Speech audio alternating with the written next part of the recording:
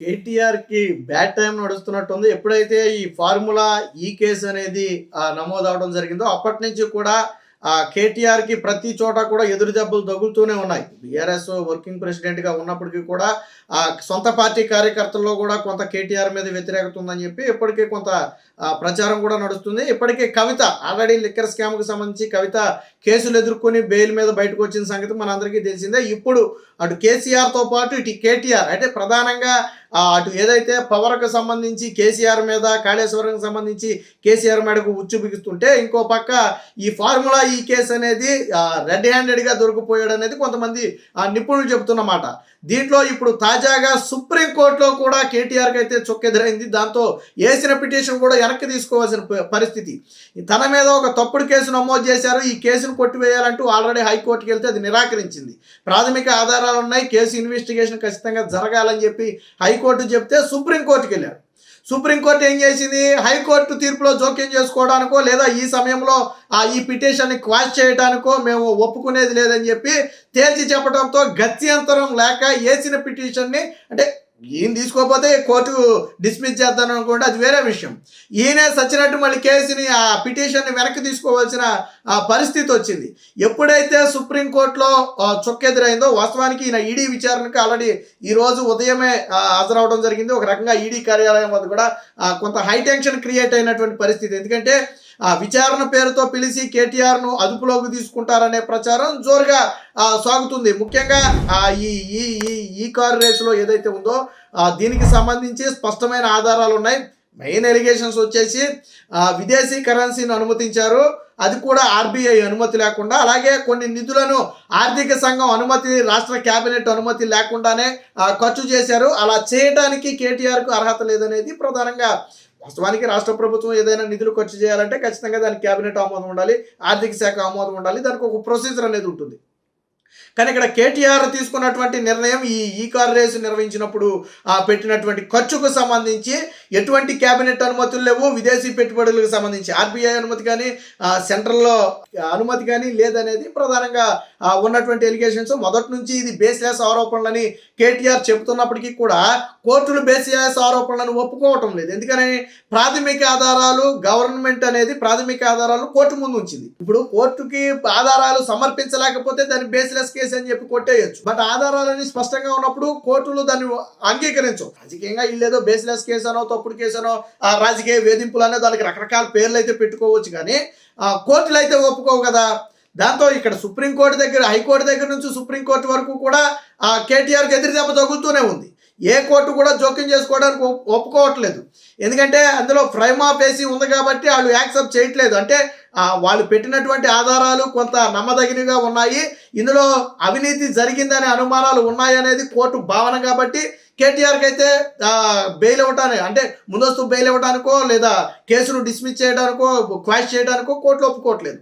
ఇప్పుడు ఈరోజు ఈడీ కార్యాలయం ముందైతే కేటీఆర్ అయితే హాజరవడం జరిగింది. అయితే దీనికి సంబంధించి ఈరోజు కేటీఆర్ చెప్పే సమాధానాలను బట్టి కేటీఆర్ని తదుపరి విచారణకు పిలవాలా లేదా అదుపులోకి తీసుకోవాలా అనేది ఆధారపడి ఉంటుంది. కానీ జోరుగా జరుగుతున్నటువంటి ప్రచారం అయితే ఖచ్చితంగా ఈరోజు కేటీఆర్ని పోలీసులు అదుపులోకి తీసుకునే అవకాశం ఉంది, ఈడీ అదుపులోకి తీసుకునే అవకాశం ఉంది అనేది ప్రధానంగా జరుగుతున్నటువంటి చర్చ. ఎందుకనంటే అన్ని ఆధారాలు ఉన్నాయి.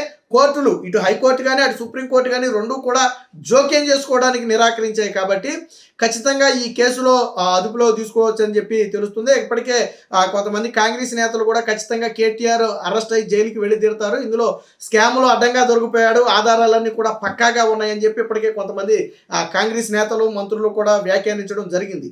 సో దీని వెనక అర్థం ఇదేనా అంటే దీని కోర్టులు కూడా అదే దాదాపుగా యాక్సెప్ట్ చేసినటువంటి పరిస్థితి. కేటీఆర్ విషయంలో కోర్టులు జోక్యం చేసుకోవడానికి నిరాకరిస్తున్నాయి అంటే అర్థం ఏంటంటే అది ఖచ్చితంగా పోలీసులకు కానివ్వండి, ఈడీకి కానివ్వండి ఒక రకంగా బలం అనేది చెప్పొచ్చు. కోర్టులు ఎప్పుడైతే పోనీ దీన్ని విచారణ వాయిదా వేయాలనో లేదా వారికి ముందస్తు బెయిలనో లేదా ఇంకొక రక్షణో ఏదైనా కల్పిస్తే అప్పుడు వాళ్ళకి ఊరట ఉంటుంది. బట్ ఏ విషయంలో కూడా కోర్టులు జోక్యం చేసుకోవట్లా. కోర్టు స్పష్టంగా చెప్పేది ఏంటి, ఖచ్చితంగా విచారణ సాగాలి. విచారణ తరువాత ఇందులో ఉందా లేదా అనేది తరువాత వచ్చే ఆధారాలను బట్టి ఉంటుంది, అది వేరే విషయం. బట్ విచారణ అనేది ప్రాథమిక దశలో ఉన్న సమయంలో మేము జోక్యం చేసుకోలేమని కోర్టులు చెప్పే మాట. ఈరోజు ఈడీ కార్యాలయం ముందు హాజరవడంతో పెద్ద ఎత్తున బీఆర్ఎస్ కార్యకర్తలు నాయకులు కూడా అక్కడికి చేరుకున్నారు. ఒక రకంగా వాదోపవాదాలు అంటే అటు పోలీసులకు ఇటు బీఆర్ఎస్ కార్యకర్తలకు మధ్య ఒక రకంగా తోపులాట కూడా జరిగితే దాదాపు 100 మంది బీఆర్ఎస్ కార్యకర్తలను అయితే అరెస్ట్ చేసి వివిధ స్టేషన్లకు అయితే పోలీసులు తరలించినట్టుగా మనకి కొన్ని బ్రేకింగ్ న్యూస్ ద్వారా కూడా తెలుస్తుంది. మొత్తంగా కేటీఆర్ ఈడీ విచారణకు హాజరవక తప్పని పరిస్థితి. ఎందుకంటే క్వాష్ పిటిషన్ కన్నా సుప్రీంకోర్టు యాక్సెప్ట్ చేసి తదుపరి విచారణ కేసో లేదా దీన్ని కొంచెంకాలం హోల్డ్ చేయమంటేనో కేటీఆర్కి పెద్ద వార్త. వాస్తవానికి కేటీఆర్ కానీ లేదా బీఆర్ఎస్ నాయకులు కానీ చాలా బలంగా నమ్మింది ఏంటంటే సుప్రీంకోర్టులో ఊరట లభిస్తుంది. కొంతకాలం అరెస్టు నుంచి రక్షణ లేదా విచారణ నుంచి రక్షణ కేటీఆర్కి లభిస్తుంది. ఆ తర్వాత సంగతి తర్వాత చూడొచ్చు అనే భావనలో వాళ్ళు ఉన్నారు. కానీ బట్ సుప్రీంకోర్టు మాత్రం ఈ విషయంలో జోక్యం చేసుకోవడానికి పూర్తిగా నిరాకరించింది. ముఖ్యంగా ఈ పిటిషన్ను క్వాష్ చేయడానికి అర్హత లేదు. అసలు క్వాష్ చేయాలంటే ఏంటంటే ఇందాక మనం మాట్లాడుకున్నట్టుగా బేస్లెస్ ఆరోపణలు, ఎటువంటి పొలిటికల్గా ఇబ్బంది పెట్టడం కోసం ఏదో ఇరికించే ప్రయత్నంతో చేస్తే తప్ప ఇందులో పిటిషన్ క్వాష్ చేయడం కుదరదు. సో అవి లేవని భావించింది కాబట్టే సుప్రీంకోర్టు పిటిషన్ క్వాష్ చేయడానికి ఒప్పుకోలే.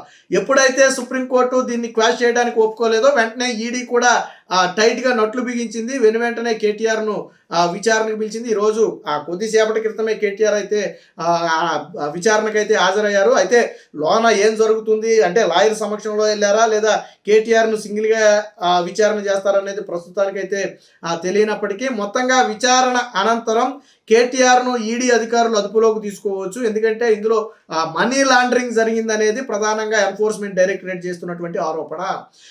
అవినీతి జరిగింది, దానికి సంబంధించిన ఆధారాలు ఉన్నాయి అనేది ఎన్ఫోర్స్మెంట్ డైరెక్టరేట్ చేస్తున్నటువంటి వాదన. ఏదైనా ఒక కేసులో ఈడీ ఇన్వాల్వ్ అయిందంటే అంత ఈజీగా ఉండదు. బేసిక్గా ఈ మనీ లాండరింగ్ వ్యవహారాల్లో మాత్రమే ఈడీ అనేది ఇన్వాల్వ్ అవుతుంది తప్ప అన్ని విషయాల్లోనూ ఈడీ అనేది జోక్యం చేసుకోదు. అవసరమైతే సిబిఐ కేసుని ఇన్వెస్టిగేట్ చేస్తుంది తప్ప ఈడీ అనేది జోక్యం చేసుకోదు. బట్ ఈ కేసులో ఈడీ ఇన్వాల్వ్మెంట్ అయ్యింది అంటే ఖచ్చితంగా వాళ్ళు ప్రాథమిక ఆధారాలు ఉన్నాయి కాబట్టే ఈ కేసుని అయితే తీసుకున్నట్టుగా తెలుస్తుంది. మొత్తంగా ఏది ఏమైనా కేటీఆర్కి అంటే ఒక రకంగా పండుగ 3 రోజులు కూడా కేటీఆర్కి తీవ్ర ఉత్కంఠే. అటు సుప్రీంకోర్టు కానీ ఇటు హైకోర్టు కానీ ఏం తీర్పిస్తుంది, ఎప్పుడు విచారణకి వెళ్ళాలి, రక్షణ దొరుకుతుందా లేదా అనేది ఒక రకమైనటువంటి టెన్షన్ అనేది బీఆర్ఎస్ కార్యకర్తల్లో నాయకుల్లో కానివ్వండి ఇటు కేటీఆర్లో కానీ ఉంది. మరి ఇప్పటి వరకు కేటీఆర్ విచారణకు అయితే హాజరైనప్పుడు కుటుంబ సభ్యులు కూడా ఎవరు పక్కన వెళ్ళినట్టుగా అయితే తెలియటం లేదు. మరి పోలీసులు అనుమతించలేదు కాబట్టి వెళ్ళలేదా లేదా తర్వాత వెనకమాల వెళతారా అనేది ప్రస్తుతానికి తెలియదు. అటు కవిత కానీ ఇటు హరీష్ రావు కానీ ఎవరు కూడా వీరిరువురులో కేసీఆర్ అంటే సాధారణంగానే బయటికి రావట్లేదు అనుకోండి, వీరిరువురులో ఎవరు కూడా కేటీఆర్ వెంట వెళ్ళినట్టుగా అయితే లేరన్నట్టు తెలుస్తుంది. దీనికి సంబంధించిన పూర్తి సమాచారం అయితే త్వరలో తెలుస్తుంది. ఏది ఏమైనా కేటీఆర్ అరెస్ట్ అవుతారనే నేపథ్యంలో కొంత రాష్ట్ర వ్యాప్తంగా కూడా కొంత ఉత్కంఠ నెలకొన్నమాట వాస్తవం. దీంతో పోలీస్ శాఖ కూడా అలర్ట్ అయింది. ఒకవేళ నిజంగానే కేటీఆర్ను అదుపులోకి తీసుకోవాల్సి వస్తే ఖచ్చితంగా ఈడీ కార్యాలయానికి మరింత మంది పోలీసుల్ని మోహరించే అవకాశం ఉంది. ఇప్పటికే ఈడీ కార్యాలయం వద్ద భారీగా పోలీసులు మోహరించారు. బీఆర్ఎస్ కార్యకర్తలను అడ్డుకోవడంతో పాటు దాదాపు ఒక 100 మందిని ఎవరైతే అక్కడ ఆందోళన చేసే ప్రయత్నం చేశారో ఒక 100 మందిని అయితే అరెస్టు చేసి వివిధ స్టేషన్లకు కూడా తరలించారు. లా అండ్ ఆర్డర్కు సమస్య కలిగిస్తే ఖచ్చితంగా కఠిన చర్యలు పెడతామని చెప్పి ఇప్పటికి కూడా పోలీసులు హెచ్చరించారు. అయితే కేటీఆర్ను విచారణ చేసి వదిలేసి తదుపరి మళ్ళీ విచారణకు అంటే ఒక విచారణతో అయితే ఆగదు, ఒక రోజుతో తదుపరి విచారణకు రమ్మంటారా లేదా విచారణ చివరిలో అదుపులోకి తీసుకుంటారా? జగన్మోహన్ రెడ్డిని కూడా అంతే విచారణ చేసి చివరిలో ఒకసారిగానే అదుపులోకి తీసుకున్నారు.